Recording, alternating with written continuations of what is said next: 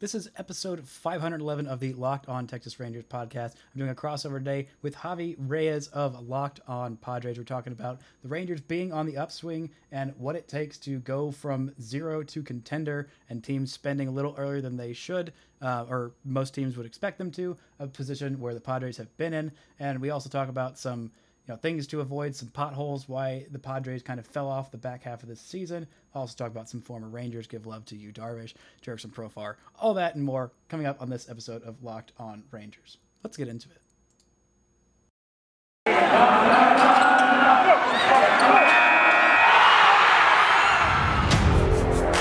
You are Locked On Rangers, your daily Texas Rangers podcast.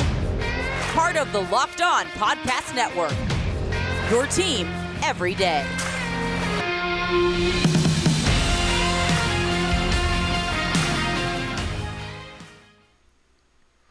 You are locked onto the Texas Rangers, a crossover episode with special guest Javier Reyes of Locked On Padres. But first, I want to thank you guys so much for listening to Locked On Rangers and Locked On Padres, making them your first listens of the day. If you haven't already, go follow us on Twitter at Brice Paterik or at Javi with two eyes, Peno on Twitter. Follow is it at LO Padres for your team account? LO_Padres. LO_Padres or at Locked On Rangers. Subscribe to both of us on YouTube or wherever the heck you get your podcasts. I'm here talking about what it means to no longer be a sad boy of a team that was a perennially sad boys and now is less so sad boys. Javier Reyes of Locked On Padres. How you doing, buddy? I'm doing so fantastic. I would actually argue I've never been more fantastic in my life. It's been very good considering that, we're in a baseball lockout and there's not much good stuff these days. You know what I mean? We don't get a lot of news, Brice. I know you got a whole lot of news and you were just, man. Can I just ask, I know that your listeners probably got this. I'm sorry for running into the cliche question, but first reaction, man. Because we've talked a lot, and you mentioned sad boys. We've talked a lot and Locked On in our group chat saying who is the sad boy conglomerate. It was you, Ethan Smith of Locked On Pirates, Miller Thomas of Locked On Diamondbacks, although he doesn't act like it. He's able to hide it a little bit more. And there's a couple others that I'm forgetting off the top of my head. Paul of Locked On Rockies. That boy is oh my God, the saddest of boys. The saddest of boys. And now you've graduated. You've ascended out of the ash. You've made it. You are like a dragon flying through the wind. You are Iron Man lifting off for the first time. What was it like in that first moment, man? It was incredible. And, for the Rangers fans who have already heard this, we're all still enjoying this. We're all still are we sure this really happened? Did the lockout make it not count? Is this for real? I did Gotcha. A best case scenario episode, and I was just barely. I was all right. I did Trevor Story and Marcus Semien, plus Seiya Suzuki was my best case scenario for the Rangers. I think I also included Clayton Kershaw, but I was this is even better than my best case I ever could have hoped for. The Rangers talked all this stuff all season, front office, and apparently got the okay from ownership just to be oh, we're gonna spend all this money. Oh my God, we're gonna do it. I'm shut up. No, you are not. You dang liars. You haven't spent money, more than $30 million since 2014, or I guess it was December 2013. They spent $110 million on Shin-Soo Choo. That was the last big contract they gave out. Since then, the biggest contract they've given out is Lance Lynn, 3 years, $30 million before the 2019 season, I believe. But they haven't done anything. Ownership hadn't. And I'm why?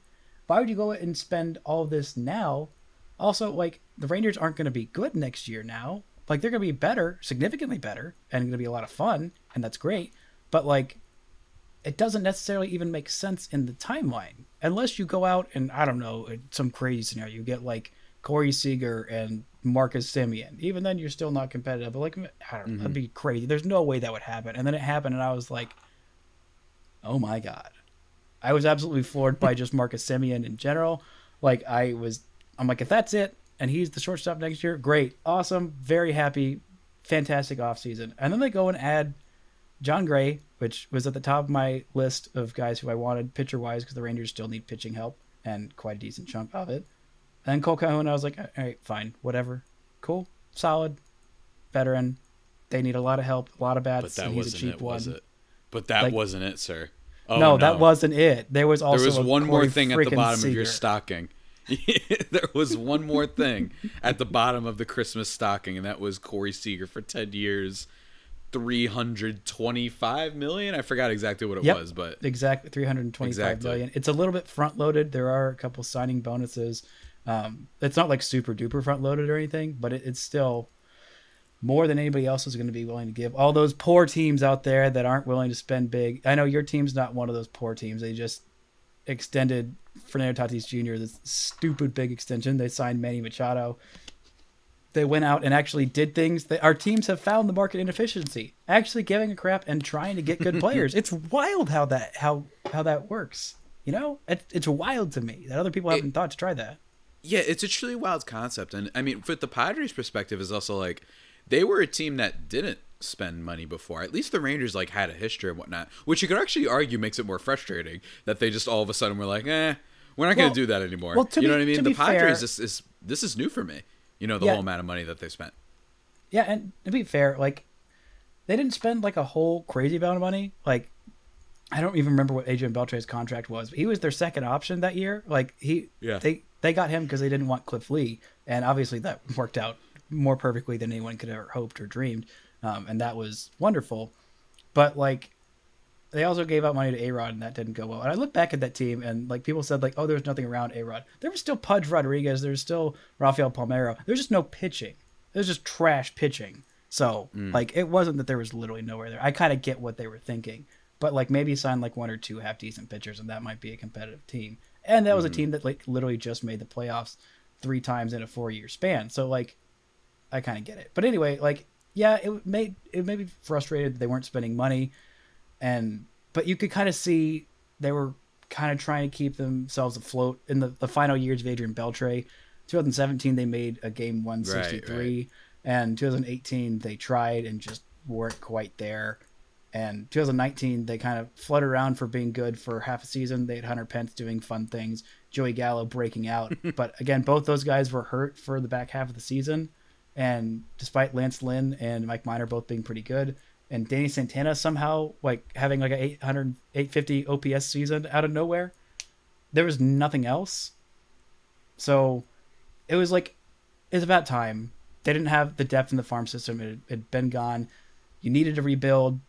And I appreciate them starting the full rebuild in earnest on a year where there's just 60 games. It's like, all right, let's just ease into it. It's going to be really rough, but it's just going to be for 2 months. And then next year, you're going to lose 100 games, and it's going to suck real hard. And by God, did it. Yeah, that's the thing, man. And here's the thing about the Rangers spending the money, too. It's you and I, as people who cover baseball, I guess you could say, like, we're used to getting all of these type of reports. And maybe this is just I have blinders on to other leagues at the moment, but we get a lot of those reports that are like, oh, the X team is interested in X player, or this team reportedly this. And a lot of times you just feel like, okay, I mean, I still think the funniest thing to happen before the lockout was John Heyman saying how many teams were interested in Chris Bryant. And it was literally like 9 teams.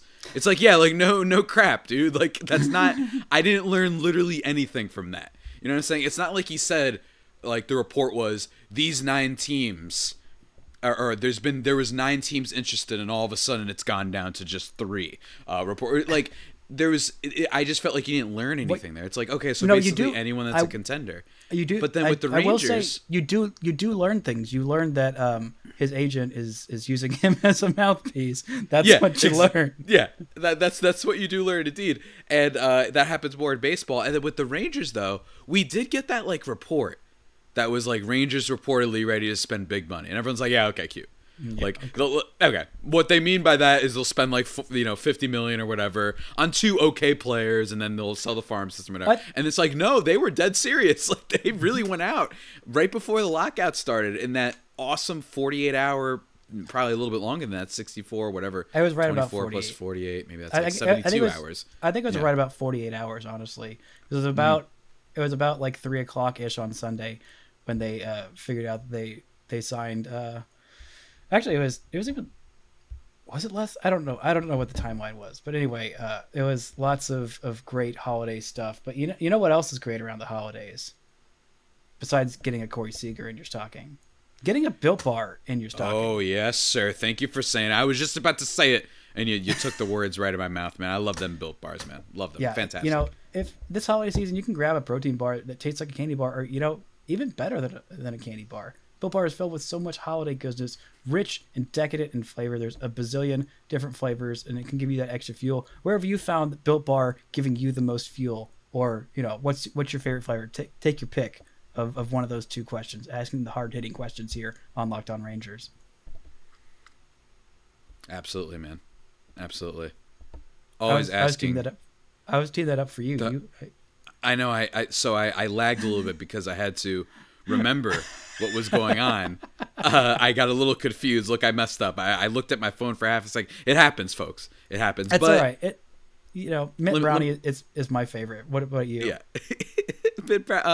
I'm a big apple almonds crisp guy. I know that they don't really have that currently in circulation, but they've got all these other flavors. Cherry Barcia, more importantly, is my mom's favorite flavor. And if that doesn't tell you anything, ladies and gentlemen, I don't know what will. Cherry Barcia rules. And they've got these new flavors, too. Gingerbread, eggnog. I haven't tasted them yet. But every single time that Built Bar comes out with a new flavor, it's delicious. So I don't know what to say, man. They're all fantastic. If you like those marshmallow treats around the holidays, you need to get your hands on some Built Bar Puffs. They're light, puffy, marshmallowy through and through, different flavors, all covered in chocolate. Tastes so good. You won't believe that they're covered in protein, except we told you they are, and it says it on the box. So you can go to built.com, use promo code LOCKED15 to get 15% off your order. Use promo code LOCKED15 for 15% off at built.com. That's right, man. That's right. I mean, they're just so damn good, man. Like, I want to eat one right now. Like, I'm vibing to it. But you know what else I often vibe to, my friend, until I get in trouble with my friends because I, for the greater good, used my league manager powers to change out somebody's lineup because they weren't starting something and it was affecting the playoff pool. And now I'm in trouble and everyone in the league is yelling at me. That's fantasy sports. And you know what is really great for fantasy sports, guys? Fantrax. It's the best platform in this industry, man. It's super customizable, whether it's redraft or dynasty or keeper. Okay, that's the same thing. A dynasty and keeper is the same thing. But you get my point. Best ball leagues out there, man. Create or join a fantasy baseball commissioner league. Invite your friends and dominate your draft this season. Just because we're in a lockout does not mean you can't start getting ready and looking at them projections. Oh, of course. Salivating. You know what I mean? Salivating. Can't wait to see the projections on Corey Seeger and Marcus Semien. Ooh. You know what I mean? I don't know. The 45 bombs? I don't know. Between the two of them? I don't know. What's the over-under for both of them? Maybe 60? I don't know, man. But I can't wait to see the projections for them because, will they have enough offense around them to get RBIs and get all this stuff? Can they repeat? It's all that stuff. I love talking fantasy sports, and Fantrax is the best for it. And if you're in the mood, ladies and gentlemen, if I already haven't sold you, this will really get you salivating. All right? If you want to go to the most trusted fantasy sports thing, app, site, since 2008, Fantrax is also inviting you to sign up today for free. And if you do, Brice, you'll be entered to win an official MLB signed Fernando Tatis Jr. baseball. That's right, ladies and gentlemen. Simply go to fantrax.com/lockedon and use the promo code Tatis. It's really simple. Tatis for the Tatis Jr. baseball. There you go. When you sign up to be eligible to win. If there's anything lacking in your current fantasy league manager, Fantrax likely has it. Remember, don't miss the opportunity. Sign up today to win that official MLB signed Fernando Tatis Jr. baseball. Fantrax.com/lockedon. Promo code Tatis. Fantrax, the home of fantasy sports. Play ball!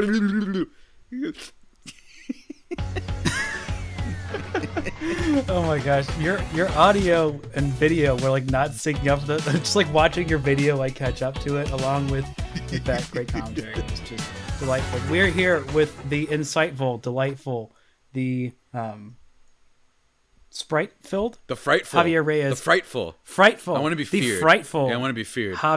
Fear me. Reyes of Locked On. I had some tension Padres. in that ad read. I'm not gonna lie, because That's all right. He was starting J.D. McKissick, and I was like, literally playoff spots are decided on this. 12:59, I was like, it's not like I chose which player for him to do. I only did it because it was a guy who literally was out. You know what I mean? He literally was listed as out. He was injured. It was said that morning. Set your lineups, folks. Don't be a jerk. That's all I'm saying. My goodness. It's ridiculous.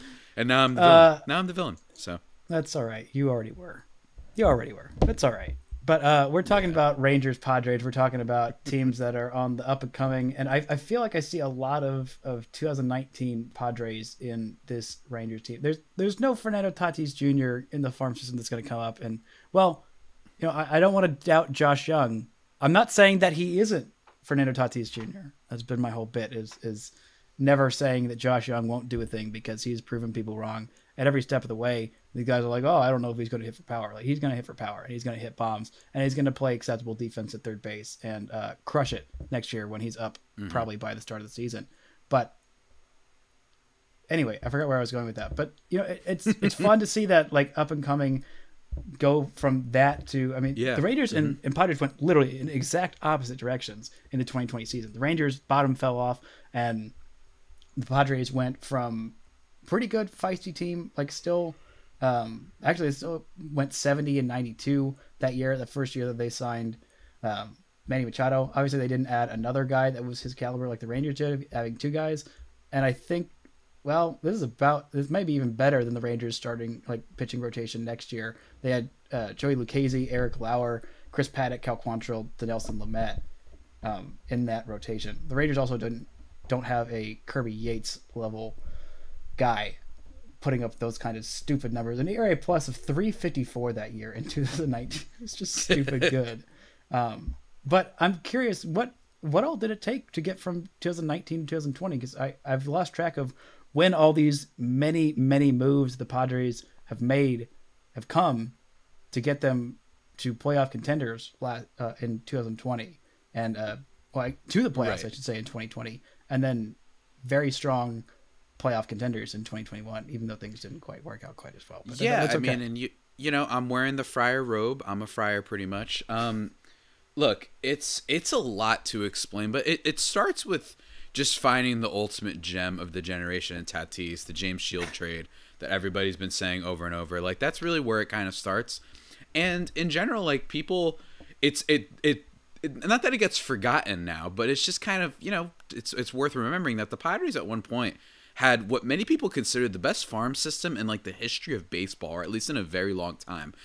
They were stacked from top to bottom, you know, when they still had Tatis down there, and, you know, once upon a time, Mackenzie Gore, who used to be the top pitching prospect in baseball, he was in there. You get CJ Abrams, you get, you know, so all these players, like, there's so many guys that they've given away. Cal Quantrill was revealed, was reviled, or is that, no, I think that's the antonym of what I'm thinking of. But he was viewed as like a decent prospect. There was so much depth in the farm system, which is why revered. There we go. Thank you so much. That's why they pay you the big bucks, man. In terms of like prospects, they were really all over the place, and they started trading some of them, and some of it worked out. You know, obviously, Joe Musgrove, the king, who threw a no-hitter against your team earlier this year. I had to bring it up, man. Whoa, the swinging friar. So he did that. I'm on one today, man. I'm just tired. Maybe I'm just hungry. I think that's what it is. I'm probably hungry. But he does that trade, and then you do the Snell trade, you do the Darvish trade, you do the trade for Mike Clevenger, you do the trade for Austin Nola. There's so many different moves that they made. They moved for Trent Grisham. Like, that's what's so crazy about this Padres team. Tommy Pham, Jay Cronenworth. That's what's so crazy about this Padres team is there's barely anybody on the team that wasn't acquired via a trade or is like one of their big pieces. The only one that hasn't been acquired via a trade, really, that wasn't acquired via a trade, that's, you know, a hefty piece in the organization, it's probably CJ Abrams or Mackenzie Gore, who I just mentioned before. Otherwise, it's like Machado also, signing, all these guys through trades. You could argue that Tatis is a truly fully grown guy, I could say, from their system. They traded for him when he was super young, and then he started coming up, and then they got him. But still, they did trade for him. Like, that is worth bringing up. But it's pretty mad and wild to see that they changed their fortune so quickly. the Padres did. And I think that that's what I would say for the Rangers fans is, we'll have to see about how the farm holds up. We'll have to see if they can, if they want to trade for more talent, whether or not they can get some good trades and they can get themselves that sneaky Cronenworth guy that comes out of nowhere and is really good, or just a valuable piece. Or if you hit big on a pitcher like Joe Musgrove, who knows exactly. But I will say, while the Rangers, that is a whole lot of money to trust on two guys, and then for the money for John Gray, who, in fairness, I know that his stats don't look great on standard, but, it is in Coors Field. He's got that plus fastball. Like, he's got some good stuff. It is true that I'd be nervous because that is a lot of money allocated for a team that has not been very good. This isn't a team that won 85 games and then decided to add, the two superstars. This is one of the bottom teams in the league. While I would be nervous, I would also say things can change just like that. You know what I'm saying? Maybe it won't be next year, but maybe it's a sign that they're preparing. Maybe they got some guys coming up in the system that are going to debut for the team and make them a little bit more of a contender in the old AL West division, man. Yeah, the AL West is going to be wild, and the Rangers are taking a big risk. You could say they're betting on themselves, but you know where else I like to bet? It's betonline.ag. BetOnline has you covered all season with more props, odds, and lines than ever before. As football season continues, it's March to the playoffs. BetOnline remains your number one spot for all the sports action this season. All the sports. Head to our new updated desktop or mobile website to sign up today. Receive your 50% welcome bonus on your first deposit. Just use our promo code LOCKEDON to receive your bonus. Just like that bonus that Corey Seeger got. Probably not quite as big, but that's all right. You can make it just as big as his if you are really, really great at betting on things from basketball, football, NHL, boxing, and UFC, right to your favorite Vegas casino games. Don't wait to take advantage of all the amazing offers available for the 2021 season. BetOnline is the fastest and easiest way to bet on all your favorite sports. BetOnline. It's where the game starts. Now, you talked about the Rangers making that big bet on themselves and Corey Seager and Marcus Semien. And while the Rangers system is much improved, a few years back, they had a great system from like 2010 to 2016. Various trades wiped that system out, from Cole Hamels trade to the Jonathan Lucroy trade to other different things. They just hadn't quite matriculated talent, and they had honestly failed pretty badly at the first round of the Major League Draft for a long, long time. Basically, it's one of John Daniels' biggest weaknesses as a GM is their failures in the first round. But the last few years, they've kind of turned that around. They haven't been picking super high until like last year, but they have some really great picks. I believe according to MLB Pipeline, their top 4 prospects are their most recent 4 first-round draft picks, which is very exciting and a good indication that this team is on their way to getting things right. Josh Young is the third baseman from Texas Tech, Rackham, who's going to be probably the starting opening day third baseman and should be fairly solid this year. They also obviously got Jack Leiter in the draft this past year. Cole Winn should be a very serviceable middle of the rotation kind of guy and should be up towards the back half of this year. Jack Leiter, we'll see. He could make it up as soon as next year if things go really, really well for him. He's just that polished. But again, getting a farm system as deep with star talent that the Padres had, that's what the Rangers don't really have in their system. They have, Jack Leiter has star potential. Josh Young, people don't see him as having star potential. I do. And Ezekiel Duran might be one of those little pieces they got for a season and a half of Joey Gallo from the Yankees that is looking better and better by the day. He was an Arizona League fall star, not an all-star, but a fall star. And having a 900 plus OPS in that span. But it seems like even when you do get aggressive and you do make all these trades to go get guys, and you don't give up all your top guys in your farm system, a good chunk of that depth, it can lead you into bad things if you don't properly prepare. And it feels like that's kind of what happened to the Padres this year. Is like they had all the talent in the world at the top end, but that kind of depth, what is that what they were missing this year? Is just the depth? Where did things go wrong for this Padres team? What is something that you would like to see them do better to prepare in either the offseason or at the trade deadline to keep the bottom from falling out from them in the back half of the season? Yeah, that's the big question, right? Like, what happened to the Padres? One of the great second half collapses that we've seen in baseball in a while. They were also the talk of the town, just in terms of just a topic level. I mean, everyone was talking about Dodgers Padres for most of the season. It was great. It was exciting. It was electric. Those games were like Warriors Clippers back in the day when those two teams would be going at it. It was like one of the better rivalries in the sport, and it was exciting. What basically happened to the Padres is, yeah, it was depth. But it's also the fact that the guys that the Padres traded for, they didn't all hit. And some of them did. Jake Cronenworth clearly showed that his 2020 was not a fluke, and I think he's going to be a solid MLB player for a long time, or at least hopefully. Might just be like the new Ben Zobrist. Joe Musgrove, like I said, he threw the no-hitter. You see, I'm gonna throw that out as many times as I can on this podcast. But then for other guys, you saw Blake Snell was not himself this year. I'm optimistic about next year, but Blake Snell wasn't very good, and he certainly wasn't worth all the stuff that they gave up, including Luis Patino, who was one of their top-level pitching prospects, who's now in Tampa Bay. And then you had Tommy Pham, who was originally the centerpiece of the Hunter Renfroe trade, and then he literally swung through so many fastballs down the middle that it drove me insane. WRC plus of like 27. That's right, 27. That's not when good. It came to runners in a scoring position. It might have went up or down a little bit, but for the most part, it was like he was one of the worst in all of baseball. I'm gonna actually check that out a little bit later to make sure. Make sure you're not full of it. No, and like just how far down the list of WRC plus in terms of runners in scoring position he was this year. And then you have guys like Eric Hosmer. Oh, I said his name.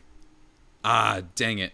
The long rule of my podcast is not the same. You had the Padres first baseman who went back to being the ground ball wizard that he is. And it was annoying because the year before his launch angle was like 8.6. The ground ball gremlin, you mean? You said the ground ball gremlin, indeed. The ground ball gremlin, ladies and gentlemen. I love that's such a good name for him. I'm going to keep calling him that from now on. Instead of Padres first base, I'll leave it to an option. Each episode, folks, you get to stay tuned and see what do I call him? Padres first baseman or ground ball gremlin? So all that happens, and it's definitely the depth thing. But it's also that their guys didn't hit as much, and that's what the big thing is in all of sports right now, where you kind of wonder, this is the age-old question, do you sacrifice the depth for that top-level talent that can help you? Sometimes it pans out. Oftentimes, it's a little bit of a risk. That's the gamble, and the Padres clearly probably paid a little bit too much, put a little bit too much weight into succeeding in 2020, which is what I think a lot of people did with a lot of players, individual players, guys who were just over the top, unbelievable, or they underperformed and people thought that was legit. Jose Altuve comes to mind. Had a really off 2020 this year, best second baseman in baseball, basically. So, with the exception of your boy, Marcus Semien. But that's the whole point, right? Everybody's wondering, like, did the Padres mess up? I think they went for it. The problem is going to be their roster isn't nearly as flexible. A lot of people send me messages on the podcast that say, well, they're prospects that you don't know what they're going to be. You should trade for talent. I'm like, yeah, but the big thing is that they're assets, not to refer as human beings as assets. I'm not trying to come off like I'm Steve Cohen or anything, but they ran out. You know what I mean? They don't have as many bullets in the chamber to be able to manipulate and maneuver around their roster as they once were able to. So Snell stuck in there and Darvish, like, you better hope that these guys kind of bounce back, and you better hope that the guys that you do have left in that farm system do break out and be the stars that they can be. Otherwise, hey, look, man, use it as a forewarning. I still think the Padres, I don't think that it's over and all that stuff, but it's certainly got a lot harder because a lot of those trades, it clearly shows maybe they should have waited, or at least they should have allocated their resources better. The Padres could have used who they gave up in the Grisham trade, Eric Lauer, who had an ERA of like 3.2 this year. I'm not saying he's a superstar. I'm just saying Grisham, he fell off in the second half. He wasn't very good. And we could have used a decent back end of the rotation guy, considering everything that happened with, Brice Paterik getting hurt. He's fallen off a cliff. Considering that Ryan Weathers was like looking like a rookie of the year. He fell off a cliff. I'm getting sadder the more that I talk about this. And then you have, what's his face, Dinelson Lamet that just can't stay healthy, right? Who you mentioned before. Like, we could have used that. And instead, they were relying on Jake Arrieta in the middle of a playoff race. It's not like they had already, they had an 8-game lead on the next wild card or something like that. No, they were in the middle, in the thick of it, into the thick of it type of playoff race. And now they are just looking back and saying, oh man, that was a real mess. The only hope for Padres fans, and I've been talking for way too long, my apologies. The hope for them right now is saying, maybe they were so bad in the second half that there has to be some regression to the mean.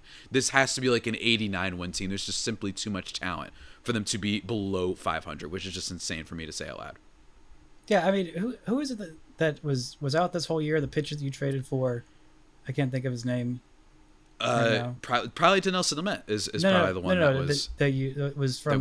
Mike Clevenger. That's right, Clevenger. Mike Clevenger. Yeah, you add Clevenger. It's just like for me, it seemed like the bullpen was good.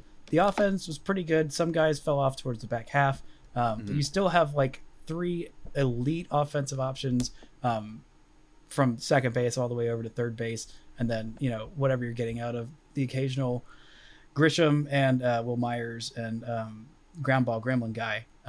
And right. Maybe some stuff from Tommy Pham. But like that, you got guys with some real upside. Like at their best, Yu Darvish and Blake Snell are Cy Young caliber guys. Joe Musgrove showed that he can be a number 2 guy. Like that's what kind of numbers he was putting up, and a really solid, reliable guy.